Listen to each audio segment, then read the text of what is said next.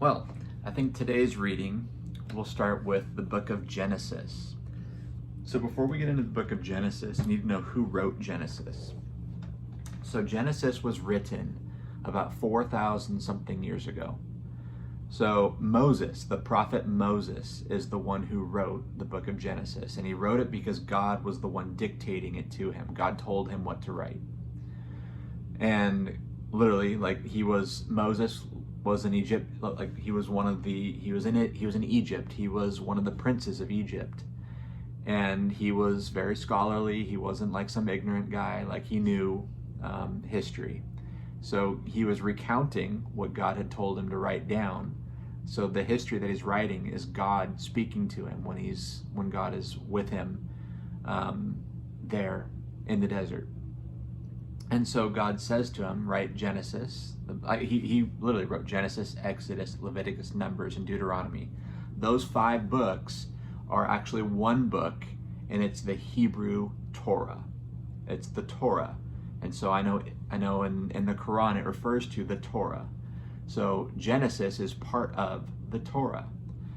It's the first, it actually splits up, we split up the Torah into 5 books, and each name of the book is literally just the first word from each of the segments.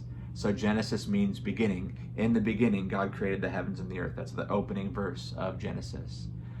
And so that's the reason why it's called Genesis. It's the book of the beginning. And so our reading today, let's go over to Genesis let's do chapter 2. We're going to skip chapter 1. It says, thus the heavens and the earth and all the host of them were finished.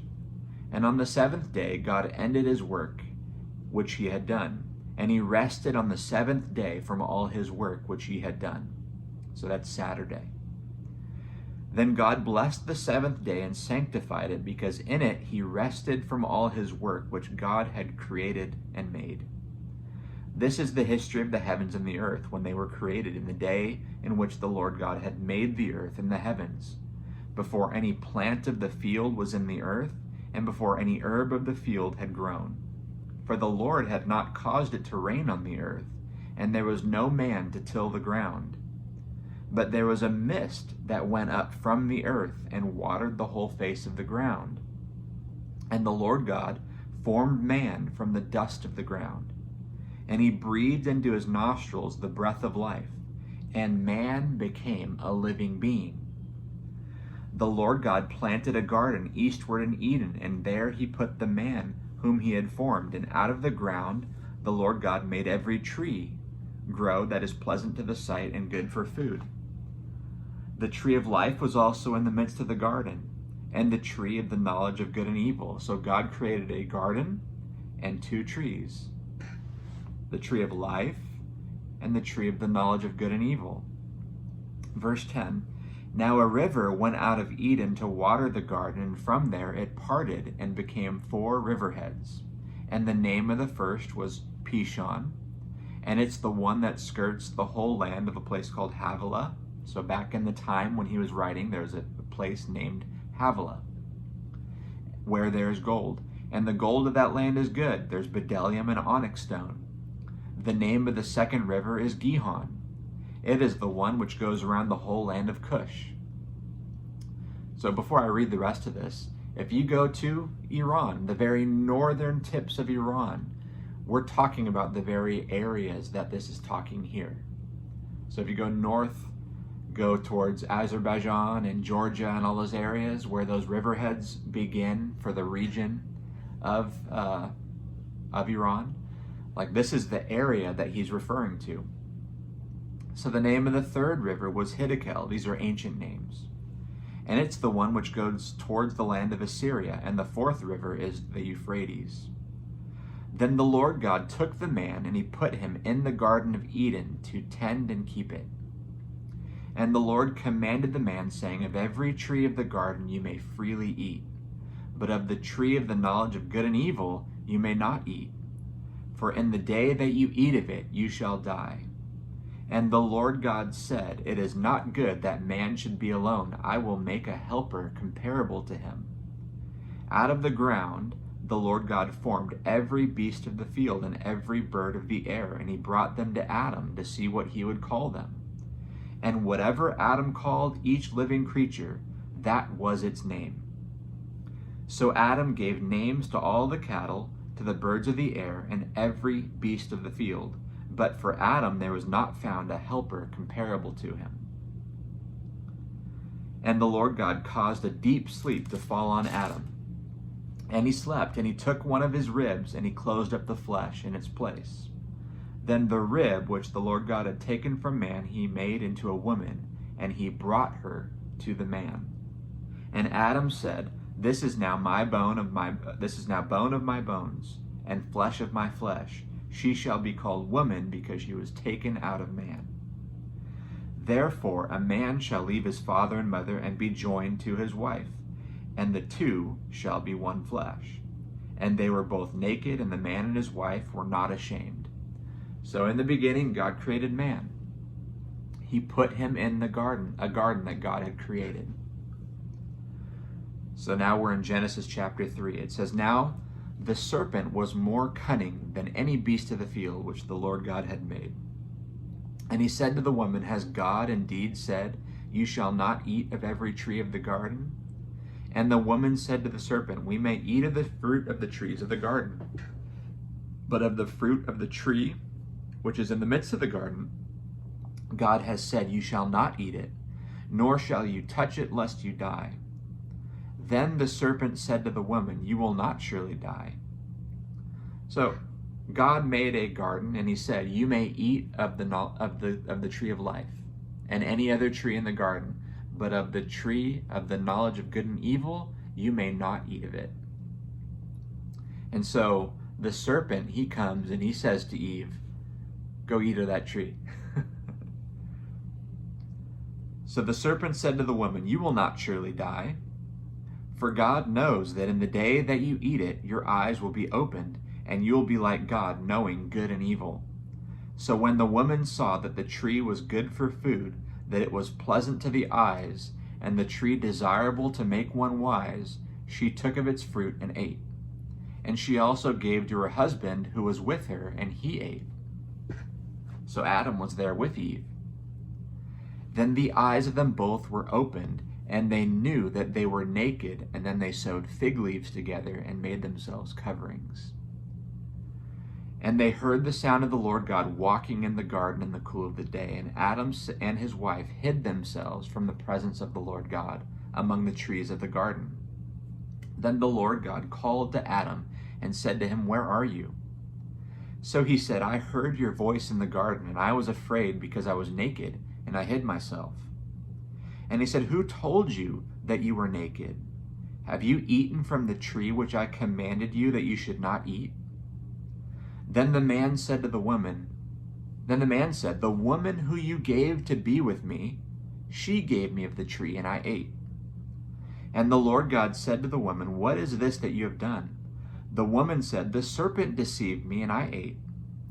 So the Lord God said to the serpent, Because you have done this, you are cursed more than all cattle, more than every beast of the field. On your belly you shall go, and you shall eat dust all the days of your life. And I will put enmity between you and the woman, and between your seed and her seed. Here's the prophecy that God speaks. God is the one who says this. And he, the seed of the woman, he says this, and your seed, he shall bruise your head, and you shall bruise his heel. So this is the first prophecy of someone. Remember, Satan is the serpent. Someone who's the seed of the woman is going to bruise Satan, who's going to crush Satan's head. Satan's going to bite at his heel. He's going to attack him, but he's going to crush his head. That's the prophecy that God speaks in the very beginning to Adam. And then he goes on to say, to the woman, I will greatly multiply your sorrow and your conception. In pain you shall bring forth children. Your desire shall be for your husband, and he shall rule over you. And to Adam he said, because you have heeded the voice of your wife, and have eaten from the tree which I commanded you, saying, you shall not eat, cursed is the ground for your sake. In toil you shall eat of it all the days of your life, and both thorns and thistles it shall bring forth for you, and you shall eat the herb of the field. In the sweat of your face you shall eat bread, till you return to the ground, for out of it you were taken, for dust you are, and to dust you shall return. And so Adam called his wife's name Eve, because she was the mother of all living. Also for Adam and his wife the Lord God made tunics of skin, and he clothed them. And the Lord God said, behold, the man has become like one of us, to know good and evil. And now, lest he put his hand and take also of the tree of life and eat, and then live forever, therefore the Lord God sent him out of the Garden of Eden, to till the ground from which he was taken. So he drove out the man from the place, and he placed a cherubim at the east of the Garden of Eden, and a flaming sword which turned every way to guard the way of the tree of life. So, God created a garden. He put Adam and Eve in it. And then he commanded them not to eat from the tree of the knowledge of good and evil. He created a tree of life that as they would eat it, it would be nourishment for them, and they would live forever. Literally, they would live forever if they were to eat of that tree. And so, but he said, you must not eat of the knowledge of good and evil. Why? Because there's a lesson. There always has to be a choice. There has to be a choice to obey God or to disobey God. And so he gave them a choice to obey or disobey, because love cannot be coerced. You cannot force a person to love you. You cannot force a person to obey you. So God wanted to give his creation a choice whether or not they would obey him and love him. And what did man do? Satan came, the deceiver, the serpent, and he deceived them, and they ate of the tree.